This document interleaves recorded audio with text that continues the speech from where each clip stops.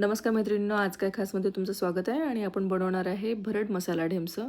ढेमसांना छान स्वच्छ धुवून घेतलेले आणि असे छान पोकळ करून घ्यायचे.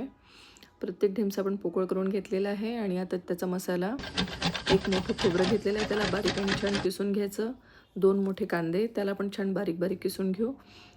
10-12 लसणाच्या कळ्या, अद्रक, शेंगदाण्याला छान कुटून खरपूस भाजून घेतलेलं आहे. जे आपण किस तयार केलेला आहे, कांदे, खोबरं याला छान भाजून घेऊ. लसण टाकू याच्यामध्ये आणि थोडं मीठ घालू म्हणजे खालून बुडी लागत नाही. आता हळद, तिखट, आमसूल पावडर घालू म्हणजे आमसूल पावडरने चव खूप छान येते मसाल्याला. धणेपूड, काळा मसाल्याशिवाय तर मसाल्याच्या भाजीला चवच नाही. शेंगदाण्याचं कूट टाकलेलं आहे आपण आणि आपला मसाला आता छान तयार झालेला आहे ढेमसामध्ये भरण्यासाठी.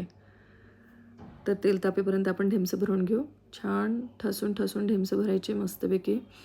आणि हा उरलेला मसाल्याचं आपण सारण तयार करायचं. माफ करा, माझा कॅमेरा बंद असल्यामुळे मी हे सारण तयार करू नाही शकली, तुम्हाला दाखवू नाही शकली, त्याबद्दल क्षमा. पाणी टाकायचं म्हणजे खालून बुडी लागत नाही भाजीला, कारण आपण कुकरमध्ये करत आहे. थोडा काळा मसाला वरतून पण घालायचा. एका विसलमध्ये आपली भाजी तयार होते. बघा, एका विसलमध्ये आपली भाजी छान तयार झालेली आहे. तसे ढेमसं शिजायला खूप वेळ लागते, तर तुम्ही नक्की करून बघा. माझ्या पेजला लाईक करा, फॉलो करा. धन्यवाद. नक्की ट्राय करा. नमस्कार, आज काय खासमध्ये तर आपले मसाला ढेमसं तयार आहेत. खूप छान सुगंध येत आहे. तसंही मसाल्याच्या भाजीचा सुगंध खूप छान येतो. मी रेसिपी तुम्हाला अगदी व्यवस्थित सांगितलेली आहे. आपण हे वाटण किसून केलेलं आहे मसाल्याच्या भाजीचं, खूप छान लागते.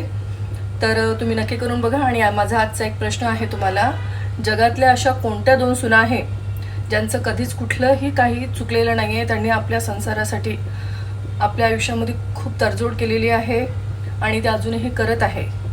तर प्लीज मला सांगा त्या 2 सुना कोणत्या, आणि माझी ही रेसिपी पण तुम्ही ट्राय करा.